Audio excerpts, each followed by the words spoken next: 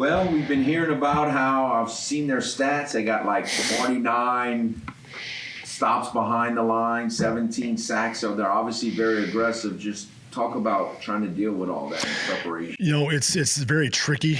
Texas State's done a really good job of creating negative plays in a variety of different ways. And just the different presentations that they give you, it really tests your communication, tests your rules, and it creates a big challenge for the offenses they face. And I think they're well coached, and week by week, they've had a really good plan, and it shows up. I mean, are they just blitzing from all over the place, or how would you kind of describe it? Yeah, they got guys coming from everywhere. So, like I said, they do a really good job of making sure that your rules are tested. And I think that their staff does a really good job of scheming people up every week.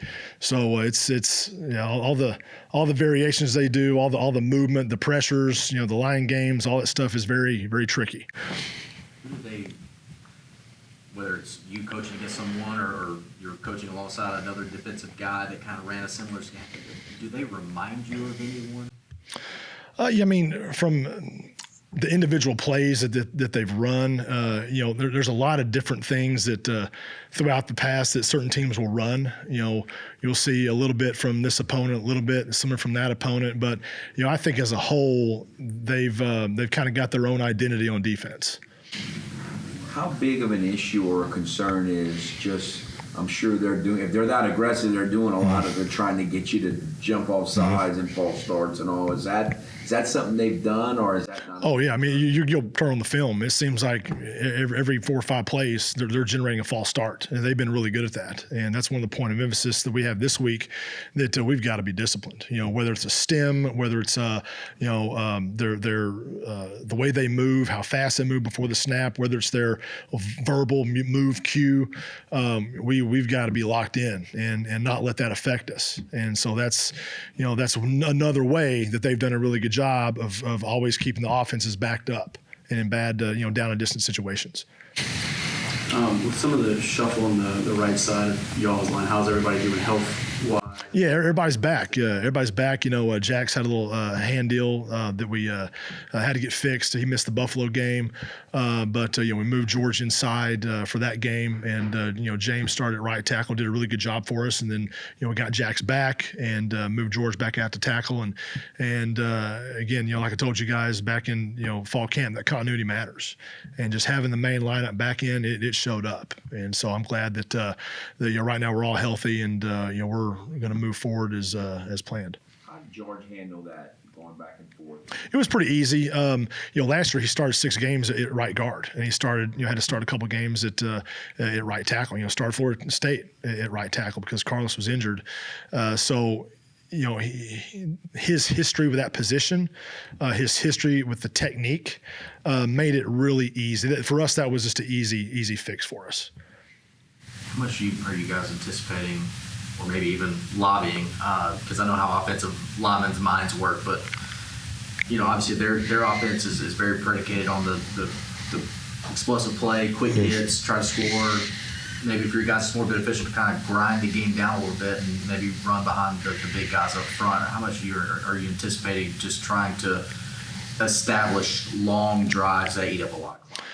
Well, that's a better question for Coach Dez. He's the play caller. But at the end of the day, whatever play he calls and whatever sequence he calls it, we got to execute. That's going to be the biggest deal. And I've told these guys today, we started the game plan process. It's going to be about us not only, physically executing, our blocks, but communicating the variety of looks and the different presentations that Texas State's going to give us. And we've got to cover all that stuff up. And whatever it is, run, pass, doesn't matter. Whatever's called, whatever stage of the game, whatever down a distance, we got to go and get it done. So with everything that you're telling me that they're doing, or have you thought this week, man, I'm glad we didn't play them in week 2 last season? Because y'all are much more prepared for this now than I would think that y'all were. Well, I hope so. We'll find out on Saturday. But I mean, is this the biggest mental challenge y'all have? It is. the experience with having Landon has played as much as he has, and having these guys had the play experience. When you face a defense that has all those variations and all the different ways they can junk up your plays, having experienced guys, it makes a difference. And whenever you have to play young guys that really aren't sure or don't have the experience of seeing certain looks, then it's a problem.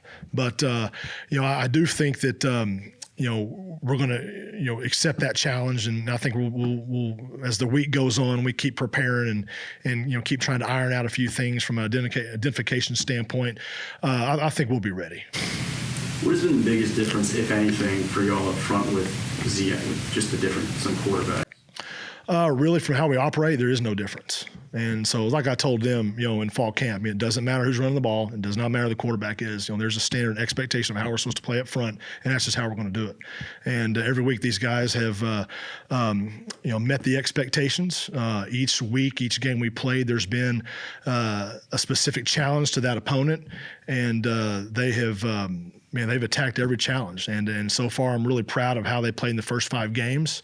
Obviously, there's still some things that we got to continue to get better at as we get going. There's still, a lot of ball left to be played. So, but right now where we're at, I'm proud of how they're playing.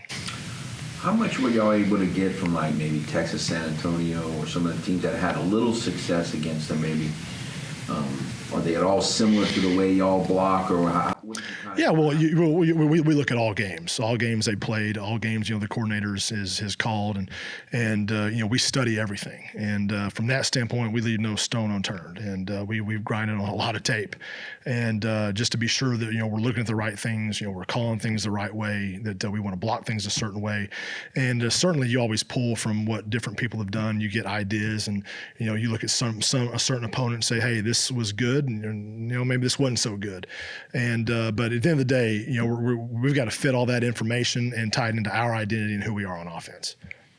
I know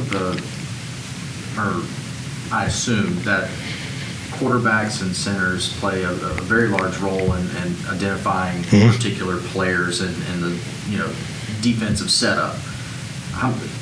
Could you have multiple guys kind of assist with that Saturday afternoon? Sure. Identify guys that maybe Sure.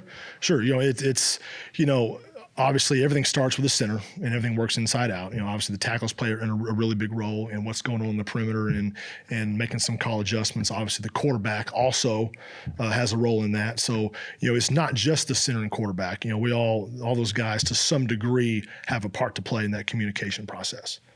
But is this like where Landon as the center, like the most important? Oh yeah, 100%. Like this is going to be big. 100%. Yeah, he's been money.